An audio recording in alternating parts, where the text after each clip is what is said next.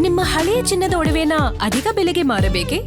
ಆಟಿಕಾಗೆ ಕಾಲ್ ಮಾಡಿ 8880 Attica gold company.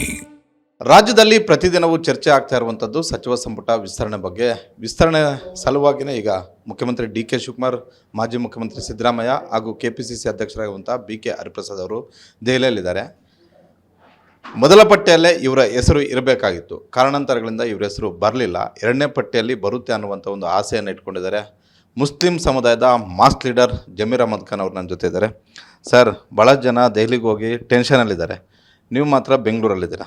ಯಾಕೆ ದೆಹಲಿಗೆ ಹೋಗಲಿಲ್ಲ? ಏನಾದರೂ ಸ್ಪಷ್ಟ ಸಂದೇಶ ನಿಮಗಿದೆಯಾ ಏನು ಅಂತ? ಇಲ್ಲ, ನಾನು ಯಾವತ್ತೂ ನಾನು ದಿಲ್ಲಿಗೆ ಹೋಗಲಿಲ್ಲ. ನಾನು 2017 ಕಾಂಗ್ರೆಸ್ ಪಕ್ಷಕ್ಕೆ ಬಂದಾದಮೇಲೆ 2018 ಸಮ್ಮಿಶ್ರ ಸರ್ಕಾರ ಬಂತು. ಅವತ್ತು ಭಾಳ ಜನ ನಮ್ಮ ಸ್ನೇಹಿತರಂದರು, ಇಲ್ಲ ಸರ್, ಈ ಕಾಂಗ್ರೆಸ್ ಪಕ್ಷ ಆಯಿತು, ನೀವು ದಿಲ್ಲಿಗೆ ಹೋಗಿಲ್ಲ ಅಂದರೆ ಮಂತ್ರಿ ಆಗೋಕ್ಕೆ ಸಾಧ್ಯ ಆಗೋಲ್ಲ, ದಯಮಾಡಿ ದಿಲ್ಲಿಗೆ ಮಾಡಿದೆ. ಇಲ್ಲಪ್ಪ, ನಾನು ಎಂದು ಯಾವತ್ತೂ ಹೋಗಲ್ಲ ಅಂತ ನಾನು ಹೋಗಲಿಲ್ಲ. ಈಗ ಯಾರನ್ನ ದಿಲ್ಲಿಗೆ ಹೋದ ತಕ್ಷಣ ಮಂತ್ರಿ ಮಾಡ್ತಾರಂತ ಅದು ನಾವು ನಿರೀಕ್ಷೆನೂ ಇಡೋಂಗಿಲ್ಲ. ಏನಕ್ಕೆ ಯಾರಿಗಾನ ಮಂತ್ರಿ ಮಾಡಬೇಕಂದ್ರೆ ನಮ್ಮ ಪಕ್ಷ ಹೈಕಮಾಂಡ್ ಪಕ್ಷ. ಯಾರಿಗಾನ ಮಂತ್ರಿ ಮಾಡಬೇಕಾದ್ರೆ ಅವ್ರ ತಾವು ಎಲ್ಲ ಥರ ಮಾಹಿತಿ ಇರ್ತಾರೆ, ಸರ್ವೆ ಮಾಡಿರ್ತಾರೆ. ಯಾರಿಂದ, ಯಾವ ಸಮಾಜದಿಂದ, ಯಾರು ಮಾಡಿದ್ರೆ ಅನುಕೂಲ ಅಂತೇಳ್ಬಿಟ್ಟು ಒಂದು ಸರ್ವೆ ಮಾಡಿರ್ತಾರೆ. ಆ ಪ್ರಕಾರನೇ ಅವ್ರು ಏನು ಮಾಡ್ತಾರೆ, ಮಂತ್ರಿ ಮಾಡೋದು. ನಾವು ಹೋಗಿ ಕೇಳಿದ ತಕ್ಷಣ ಮಂತ್ರಿ ಮಾಡ್ತಾರಂತ ನಾವು ನಿರೀಕ್ಷೆ ಇಟ್ಕೊಳ್ಳೋಂಗಿಲ್ಲ. ಆ ಕಾಂಗ್ರೆಸ್ ಪಕ್ಷ ಆವತ್ತಿಂದ ಪದ್ಧತಿ ಬಂದಿದೆ. ಅವ್ರದ್ದೇ ಅಂತ ಒಂದು ಸರ್ವೆ ಮಾಡ್ತಾರೆ. ಆ ಸರ್ವೆದಲ್ಲಿ ಯಾರು ಕೊಟ್ಟರೆ ಯಾರಿಗೂ ಒಳ್ಳೇದಾಗ್ತದೆ ಅಂತೇಳ್ಬಿಟ್ಟು ಪಕ್ಷಕ್ಕೆ ಒಳ್ಳೇದಾಗಬೇಕು, ಆಮೇಲೆ ರಾಜ್ಯಕ್ಕೂ ಒಳ್ಳೇದಾಗಬೇಕು. ಆ ಹಿನ್ನೆಲೆಯಲ್ಲಿ ಅವರು ಮಂತ್ರಿ ಮಾಡೋದು. ಸರ್, ಸಮುದಾಯವಾರು ನಾವು ನೋಡಿದಾಗ ಕೆಲವೊಂದಷ್ಟು ಸಮುದಾಯಗಳಿಗೆ ನಾಯಕರುಗಳಿದ್ದಾರೆ. ಮುಸ್ಲಿಂ ಸಮುದಾಯಕ್ಕೂ ಕೂಡ ಈಗ ಇರುವಂಥ ನಾಯಕರಲ್ಲಿ, ವರ್ಚಸ್ಸಿರುವಂಥ ನಾಯಕರಲ್ಲಿ ಜಮೀರ್ ಅಹ್ಮದ್ ಖಾನ್ ಅನ್ನೋದು ಎಲ್ಲರಿಗೂ ಕೂಡ ಗೊತ್ತಿರುವಂಥ ಒಂದು ವಿಚಾರ. ಆದರೆ 13 ಶಾಸಕರನ್ನು ಸಚಿವರನ್ನಾಗಿ ಮಾಡುವಂಥ ಒಂದು ಸಂದರ್ಭದಲ್ಲೇ ಜಮೀರ್ ಅಹ್ಮದ್ ಖಾನ್ ಅವರ ಹೆಸರಿತ್ತು ಅನ್ನುವಂಥ ಒಂದು ಚರ್ಚೆ ಇತ್ತು. ಕೊನೆಯ ಕ್ಷಣದಲ್ಲಿ ಮಿಸ್ ಆಯಿತು. ಆ ಮಿಸ್ ಆಗೋದಕ್ಕೆ ಕಾರಣ ಏನು? ಇಲ್ಲ, ತಮಗೆಲ್ಲ ಗೊತ್ತಿರೋದೇ ವಿಚಾರ. ಅವತ್ತು 2ನೇ ತಾರೀಕಿಗೆ ದಿಲ್ಲಿಯಲ್ಲಿ ಏನು ಫೈನಲ್ ಮೀಟಿಂಗ್ ಆಯಿತು. 3ನೇ ತಾರೀಕಿನ ಮುಖ್ಯಮಂತ್ರಿ ಪ್ರಮಾಣ ವಚನ ಇತ್ತು. 2ನೇ ತಾರೀಕಿಗೆ ಅದು ಒಂದು ಆಡಿಯೋ ರಿಲೀಸ್ ಮಾಡಿದ್ರು. ದಾವಣಗೆರೆ ಸಂಬಂಧಪಟ್ಟಂಗೆ ಒಂದು ಆಡಿಯೋ ರಿಲೀಸ್ ಮಾಡಿದ್ರು. ಅದ್ರ ಬಗ್ಗೆ ನಾವು ಹೇಳಿಕೆನೂ ಕೊಟ್ಟಿದ್ದೀನಿ ನಾನು. ಅದಾದಮೇಲೆ ಅವ್ರ ಮೇಲೆ FIR ಆಗಿದೆ. ಆಮೇಲೆ ನಾನು ಹೇಳಿಕೆನೂ ಕೊಟ್ಟಿದ್ದೀನಿ. ಆ ಹಿನ್ನೆಲೆಯಲ್ಲಿ ನಾನು ಮಂತ್ರಿ ಆಗಬೇಕಾಗಿತ್ತು, ಅದರಿಂದ ತಪ್ಪು ಅಂತ ನಾನು ಭಾವಿಸ್ತಾ ಇದ್ದೀನಿ. ರಾಜ್ಯ ಜನ ಅದಕ್ಕೆ ಭಾವಿಸ್ತಾ ಇದ್ದಾರೆ. 2ನೇ ಲಿಸ್ಟಲ್ಲಿ ಆಗ್ಬೋದು ಅಂತ ನಿರೀಕ್ಷೆ ಇಟ್ಕೊಂಡಿದ್ದೀವಿ ನಾವು. ನಿರೀಕ್ಷೆ ಇಟ್ಕೊಳ್ಬೋದು ನಾವು. ಹಾಗೆ ಆಗ್ತಂತ ಕಾಂಗ್ರೆಸ್ ಪಕ್ಷದಲ್ಲಿ ಹೇಳೋಕ್ಕೆ ಸಾಧ್ಯ ಆಗೋಲ್ಲ. ನಿರೀಕ್ಷೆ ಇಟ್ಕೊಂಡಿದ್ದೀನಿ. ಈಗ ಆಲ್ರೆಡಿ ನನ್ನ 2023 ಹಿಡ್ಕೊಂಡು ಇದುವರೆಗೂ ನನ್ನ ಮಂತ್ರಿ ಕೊಟ್ಟಿದ್ದರು ಕಾಂಗ್ರೆಸ್ ಪಕ್ಷ. 3 ವರ್ಷ ನೀನು ಮಂತ್ರಿ ಕೊಟ್ಟಿದ್ದೀವಪ್ಪ, ಇನ್ನು 2 ವರ್ಷ ನೀನು 2028 ಚುನಾವಣೆ ಬರ್ತಾಯಿದೆ, ಪಕ್ಷಕ್ಕೋಸ್ಕರ ಕೆಲಸ ಮಾಡೋ, ಅದಕ್ಕೂ ನಾನು ಬದ್ಧ. ಪಕ್ಷ ಹೈಕಮಾಂಡ್ ಏನು ನಿರ್ಧಾರ ತಗೊಳ್ತಾರೆ ಅದಕ್ಕೆ ನಾನು ಬದ್ಧ. ಜಮೀರ್ ಅಹ್ಮದ್ ಖಾನ್ ಅವ್ರಿಗೆ ಸ್ಥಾನ ತಪ್ಪಿಸುವ ಸಲುವಾಗಿಯೇ ಆ ಆಡಿಯೋ ಹೊರಗಡೆಗೆ ಬಂತ. ಆ ಆಡಿಯೋ ಹಿಂದೆ ಇರುವಂಥವ್ರು ಯಾರು ಅಂತ? ನಿಮ್ಮ ಪಕ್ಷದವರೇ ಇದ್ದಾರಾ, ಬೇರೆ ಪಕ್ಷದವರು ಇದ್ದಾರೆ? ಇಲ್ಲ, ಸಚಿವ ಸ್ಥಾನದ ರೇಸಲ್ಲಿರುವಂಥವ್ರು ಇದ್ದಾರೆ. ಈಗ ಯಾರನ್ನ ಇರಲಿ, ಅವ್ರಿಗೆ ಒಳ್ಳೇದಾಗಲಿ. ಯಾರಿಗಾನ ಒಬ್ಬನಿಗೆ ತುಳಿದ್ಬಿಟ್ಟು ಅವ್ರಿಗೆ ಒಳ್ಳೇದಾಗ್ತದೆ ಅಂದರೆ ಅವ್ರಿಗೆ ಒಳ್ಳೇದಾಗಲಿ. ನಾನು ಅದ್ರ ಬಗ್ಗೆ ನಾನು ಮಾತಾಡೋಕ್ಕೆ ಹೋಗಲ್ಲ. ನಾನು ದಾವಣಗೆರೆ ವಿಚಾರದಲ್ಲಿ ನೇರವಾಗಿ ಹೇಳಿದ್ದೀನಿ. ನಾನು ಇವತ್ತಿಂದ ಇಲ್ಲ, 94 ದಾವಣಗೆರೆಯಲ್ಲಿ ಅಲ್ಪಸಂಖ್ಯಾತರು ಟಿಕೆಟ್ ಕೇಳ್ಕೊಂಡು ಬರ್ತಾ ಇರೋದು. ಕೊನೆ ಮೂಮೆಂಟಲ್ಲಿ ಶಾಮನೂರು ಶಿವಶಂಕರಪ್ಪ ಕೊಡ್ತಾಯಿದ್ರು. ಶಾಮನೂರು ಶಿವಶಂಕರಪ್ಪ ಎಲ್ಲರ ಜೊತೆ ಪ್ರೀತಿಯಿಂದ ಇರ್ತಾಯಿದ್ರು. ಹಾಗಾಗಿ ಎಲ್ಲರೂ ಸೇರಿ ಗೆಲ್ಸ್ಕೊಂಡು ಬರ್ತಾಯಿದ್ರು. ಮೊನ್ನೆ ಚುನಾವಣೆಯಲ್ಲಿ 2023 ಚುನಾವಣೆಯಲ್ಲಿ ಶಾಮನೂರು ಶಿವಶಂಕರಪ್ಪನೇ ಅಲ್ಪಸಂಖ್ಯಾತರ ಎದುರು ಪ್ರಚಾರಕ್ಕೆ ಹೋಗುವಾಗ ಅವರೇ ಹೇಳ್ಕೊಂಡಿದ್ದಾರೆ, ಇದು ನನ್ನ ಕೊನೆಯ ಚುನಾವಣೆ, ನಾನು ಅಷ್ಟು ಬಾರಿ ನೀವು ಗೆಲ್ಸಿದ್ದೀರಾ. ಈ 2028 ಚುನಾವಣೆಯಲ್ಲಿ ನಾನು ಅಲ್ಪಸಂಖ್ಯಾತರಿಗೆ ಟಿಕೆಟ್ ಕೊಟ್ಟು ಗೆಲ್ಸ್ಕೊಂಡು ಬರ್ತೀನಿ ಅಂತ ಅವರೇ ಹೇಳ್ಕೊಂಡಿದ್ದಾರೆ. ಆ ಹಿನ್ನೆಲೆಯಲ್ಲಿ ಯಾರೂ ನಿರೀಕ್ಷೆ ಮಾಡಿಲ್ಲ. ಮಧ್ಯದಲ್ಲಿ ಇವ್ರು ಬಿಟ್ಟು ಹೋಗ್ತಾರಂತ ನಾವು ಯಾರೂ ನಿರೀಕ್ಷೆ ಮಾಡಿಲ್ಲ. ಉಪಚುನಾವಣೆ ಬಂತು, ನಾವು ಟಿಕೆಟ್ ಕೇಳಿದ್ದು ನಿಜ. ನಾನು ಒಬ್ಬನೇ ಇಲ್ಲ, ನಾವೆಲ್ಲ ಅಲ್ಪಸಂಖ್ಯಾತರ ನಾಯಕರು ಕೇಳಿದ್ರು ಟಿಕೆಟ್ ಈ ಬಾರಿ ಅಲ್ಪಸಂಖ್ಯಾತರಿಗೆ ಕೊಡಬೇಕು, ಶಾಮನೂರು ಶಿವಶಂಕರಪ್ಪನೇ ಕೇಳಿದಾರಂತ. ಆಮೇಲೆ ಅಲ್ಟಿಮೇಟ್ ಏನಾಯಿತು, ಪಕ್ಷ ತೀರ್ಮಾನ ತೊಗೊಂಡ್ರು. ಆವತ್ತಿಂದ ಪದ್ಧತಿ ಬಂದಿದೆ. ನಮ್ಮ ಕಾಂಗ್ರೆಸ್ ಪಕ್ಷ ಅಂತ ಇಲ್ಲ, ಜನತಾದಳ ಪಕ್ಷ ಇರಲಿ, BJP ಪಕ್ಷ ಇರಲಿ, ಕಾಂಗ್ರೆಸ್ ಪಕ್ಷ ಇರಲಿ, ಯಾರು ಸಾಯ್ತಾರೆ ಅವ್ರ ಕುಟುಂಬಕ್ಕೆ ಕೊಡೋದು ಅಂತ ಆವತ್ತಿಂದ ಪದ್ಧತಿ ಬಂದಿದೆ. ಅವ್ರು ಕೊಡಬೇಕಂತ ತೀರ್ಮಾನ ಮಾಡಿದ್ರು, ಅವ್ರು ಕೊಟ್ಟರು. ನಾನು ಹೋಗ್ಬಿಟ್ಟು ನಾನು ಕೆಲಸನೂ ಮಾಡಿದ್ದೀನಿ. 5ನೇ ತಾರೀಕು ಮಾಜಿ ಮುಖ್ಯಮಂತ್ರಿಗಳಾದಂಥ ನಮ್ಮ ನಾಯಕರಾದಂಥ ಸಿದ್ದರಾಮಯ್ಯ ಅವರು, ಜಮೀರ್ ಅವರು 5ನೇ ತಾರೀಕು ನಾನು ಕೇರಳದಲ್ಲಿದ್ದೆ. ಆವಾಗ ಅನೌನ್ಸ್ ಮಾಡಿದ್ಮೇಲೆ 5ನೇ ತಾರೀಕು ಜಮೀರ್ ಅವ್ರ ಪ್ರಚಾರಕ್ಕೆ ದಾವಣಗೆರೆಗೆ ಬರ್ತಾರಂದರು. ನಾನು ಹೋದೆ. ನಾನು ದಾವಣಗೆರೆ ಅವ್ರ ಮನೆಗೆ ಹೋಗಿ ಪ್ರೆಸ್ ಮೀಟ್ ಮಾಡಿ ಒಂದು ರೋಡ್ ಶೋ ಮಾಡಿಬಿಟ್ಟು ಒಂದಿನ ಪ್ರಚಾರನೂ ಮಾಡಿದ್ದೀನಿ. ಅದಾದಮೇಲೆ 6-7ಕ್ಕೆ ಬಾಗಲಕೋಟಲ್ಲಿ ಮಾಡಿದ್ದೀನಿ. ನನ್ನ ಕೆಲಸ ನಾನು ಮಾಡಿದ್ದೀನಿ. ನಾನು ಬೇರೆ ಏನೇನೋ ನನ್ನ ಮೇಲೆ ಪಿತೂರಿನ ಮಾಡ್ತಾಯಿದ್ದಾರೆ. ಹಾಗಾಗಿ ನನ್ನ ಪಕ್ಷದಲ್ಲೂ ಕ್ಷಮೆನೂ ಕೋರ್ಕೊಂಡಿದ್ದೀನಿ. ನನ್ನಿಂದ ಏನಾರು ಕ್ಷಮೆ ಆದರೆ, ನನ್ನಿಂದ ಏನಾರು ತಪ್ಪಾದರೆ ದಯಮಾಡಿ ನಾನು ಕ್ಷಮೆ ಕೇಳ್ತೀನಿ ಅಂತ ಕ್ಷಮೆನೂ ಕೇಳ್ಕೊಂಡಿದ್ದೀನಿ ನಾನು. ಹಾಗಾದರೆ ನಿಮ್ಮ ಪ್ರಕಾರ ಆ ಆಡಿಯೋ ನಕಲಿನ ಅಸಲಿನ ಅಂತ? ಅದು ನಕಲಿ ಅಂತ ನಾನು ಹೇಳಿಕೆನೂ ಕೊಟ್ಟಿದ್ದೀನಿ. ಅದು FIR ಆಗಿದೆ. ಆದಮೇಲೆ ತನಿಖೆ ನಡೀತಾ ಇದೆ. ತನಿಖೆಯಿಂದ ಬಯಲಾಗ್ತದೆ, ಸತ್ಯಾಂಶ ಆಚೆ ಬರ್ತದೆ. ಜಮೀರ್ ಅಹಮದ್ ಖಾನ್ ಅವರು ಕಾಂಗ್ರೆಸ್ಗೆ ಬಂದ ಮೇಲೆ ಯಾವತ್ತೂ ಸಿದ್ದರಾಮಯ್ಯ ಅವ್ರನ್ನ ಬಿಟ್ಕೊಟ್ಟಿರಲಿಲ್ಲ. ಅದೇ ರೀತಿ ಸಿದ್ದರಾಮಯ್ಯ ಅವರು ಕೂಡ ಜಮೀರ್ ಅಹಮದ್ ಖಾನ್ ಅವರನ್ನು ಬಿಟ್ಕೊಟ್ಟಿರಲಿಲ್ಲ. ನಾಯಕತ್ವ ವಿಚಾರ ಬಂದಾಗ ಆಗಿರ್ಬೋದು, ಬೇರೆ ಬೇರೆ ವಿಚಾರಗಳು ಬಂದಾಗ ಆಗಿರ್ಬೋದು. ಈಗ ಸಂಪುಟ ವಿಸ್ತರಣೆ ಸಂದರ್ಭದಲ್ಲಿ ಯಾವ ಕಾರಣಕ್ಕೋಸ್ಕರ ಜಮೀರ್ ಅಹಮದ್ ಖಾನ್ ಅವರ ವಿರುದ್ಧ ನೇರವಾಗಿ ಸಿದ್ದರಾಮಯ್ಯ ಅವರು ಕೂಡ ತಮ್ಮ ಆಪ್ತರು ಹೋದಾಗ ಬಹಿರಂಗವಾಗಿ ಹೇಳಿದ್ರು, ನನಗೆ ಮೋಸ ಮಾಡಿದ್ರೆ ಆಗುತ್ತಾ, ಸಹಿಸೋದಕ್ಕಾಗುತ್ತಾ ಅಂತ. ಹಾಗಾದರೆ ಜಮೀರ್ ಅಹಮದ್ ಖಾನ್ ಅವರು ತಾವೇ ಹಲವು ಬಾರಿ ಹೇಳಿದ್ರಿ, ದೇವೇಗೌಡರು ಮತ್ತು ಸಿದ್ದರಾಮಯ್ಯ ನನ್ನ ರಾಜಕೀಯವಾಗಿ ಎಳುತ್ತಂದವರು ಅಂತ ಹೇಳ್ಬಿಟ್ಟು. ನೀವು ಸಿದ್ದರಾಮಯ್ಯ ಅವ್ರಿಗೆ ಮೋಸ ಮಾಡಿರೋದು ನಿಜಾನ?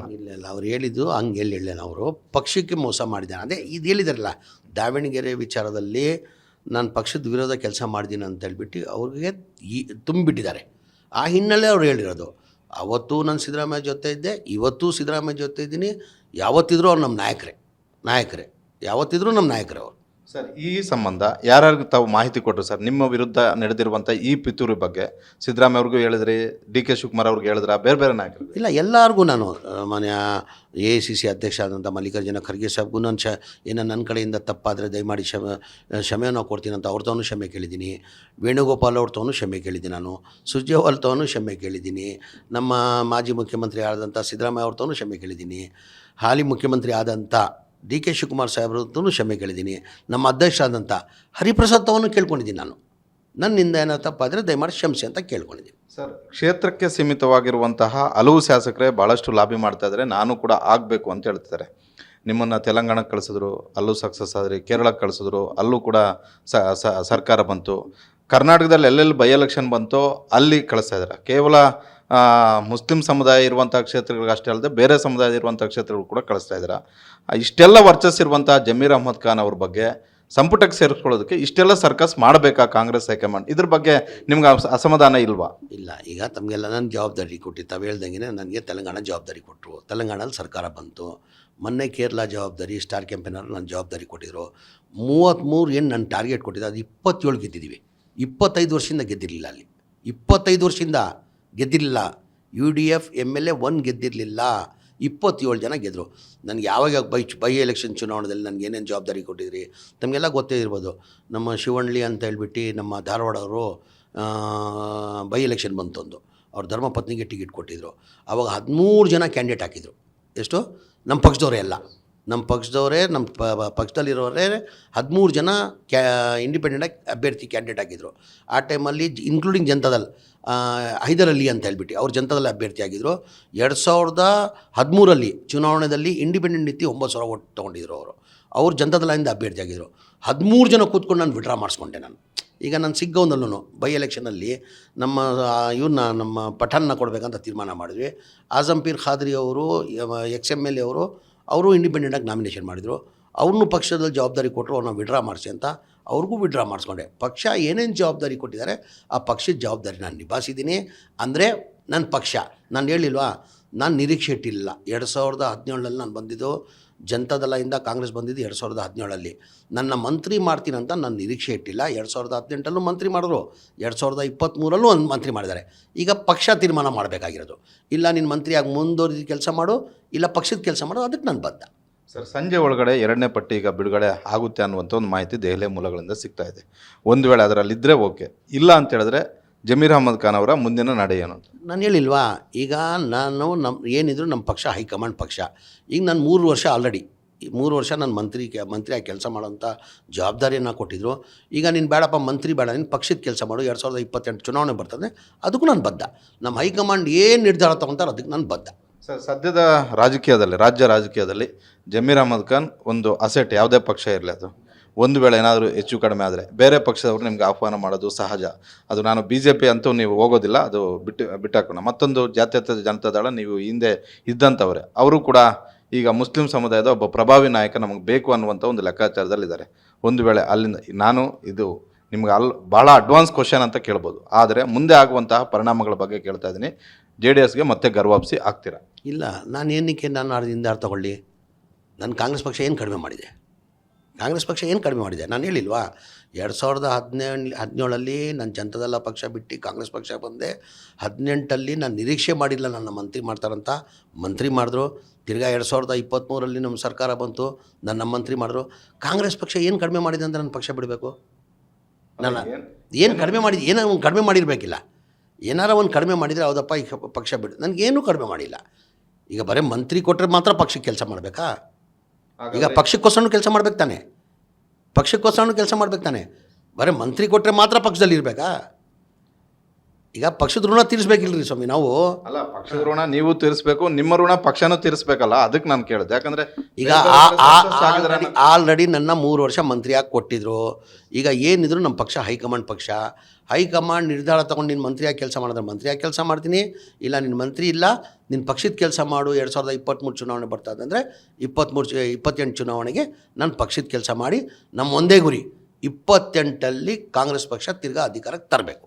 ಕೊನೆಯದಾಗಿ ಒಂದೇ ಒಂದು ಕ್ವಶನ್ ಸರ್, ಸಿದ್ದರಾಮಯ್ಯ ಅವರ ಅಸಮಾಧಾನ ತಣ್ಣಗಾಗಿದೆ ಈಗ, ತಾವೇನಾದ್ರು? ಏನಿಲ್ಲ, ಚೆನ್ನಾಗಿದ್ದಾರೆ ಸಿದ್ದರಾಮಯ್ಯ ಅವರು. ನಾನು ಹೇಳ್ತಲ್ಲ, ಅವ್ರು ಬಿಡೋದು ಪ್ರಶ್ನೆನೇ ಬರಲ್ಲ.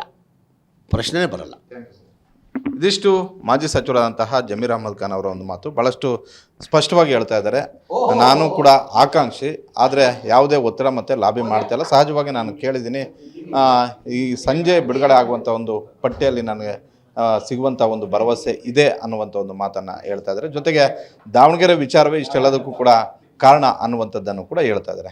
ಕ್ಯಾಮ್ರಾಮನ್ ವಿನಯ್ ಜೊತೆ ಮಾರುತಿ ಪಾವಡ, ಗ್ಯಾರಂಟಿ ನ್ಯೂಸ್, ಬೆಂಗಳೂರು.